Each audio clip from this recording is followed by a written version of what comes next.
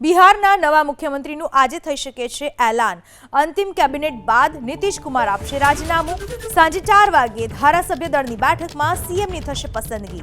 બિહારમાં નવી સરકારને લઈને હલચલ તેજ। બિહારમાં સંભવિત 2 ફોર્મ્યુલા ઉપર ચર્ચા। મુખ્યમંત્રીની સાથે 2 નાયબ મુખ્યમંત્રી લઈ શકે છે શપથ। પહેલી ફોર્મ્યુલામાં બીજેપીના સીએમ અને જેડીયુના 2 ડેપ્યુટી સીએમ, તો બીજી ફોર્મ્યુલામાં 32 થી 33 મંત્રી સાથે બની શકે છે નવી સરકાર। બિહારના નવા મુખ્યમંત્રીનું આજે થઈ શકે છે એલાન। અંતિમ કેબિનેટ બાદ નીતિશ કુમાર આપશે રાજીનામું। સાંજે 4 વાગ્યે ધારાસભ્ય દળની બેઠકમાં સીએમની થશે પસંદગી। બિહારમાં નવી સરકારને લઈને હલચલ તેજ। બિહારમાં સંભવિત 2 ફોર્મ્યુલા ઉપર ચર્ચા।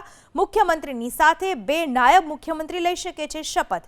પહેલી ફોર્મ્યુલામાં બીજેપીના સીએમ અને જેડીયુના 2 ડેપ્યુટી સીએમ, તો બીજી ફોર્મ્યુલામાં 32 થી 33 મંત્રી સાથે બની શકે છે નવી સરકાર।